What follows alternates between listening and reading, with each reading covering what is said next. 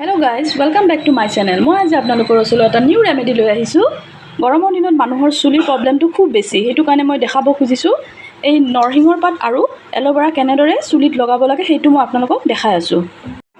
এয়া মই নৰসিংহৰ লগত এল'ভেৰা সৰু সৰু পিচ কৰি ইয়াতে মই কাটি দিছো। এনেদৰে মই কাটি দিছো। এতিয়া মই এই গোটেইখিনি মই মিক্সিত গ্ৰাইণ্ড কৰি লৈ আপোনালোকক দেখাই আছো। মিক্সিত মই এনেদৰে ললো, লৈ ইয়াতে অলপ পানী মই দিলো। এনেদৰে অলপ পানী দি এতিয়া মই গ্ৰাইণ্ডটো কৰি লম।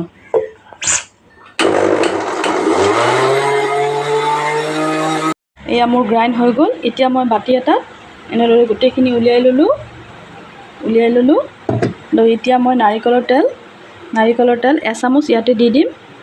এনেদৰে নাৰিকলৰ তেল এচামুচ মই ইয়াতে দি গোটেইখিনি মই মিক্স কৰি দিলো। এনেদৰে মই গোটেইখিনি মিক্স কৰি দিলো। এতিয়া চুলি গুৰিবিলাকত 15 মিনিটৰ কাৰণে ধুনীয়াকৈ লগাই ৰাখিব লাগিব।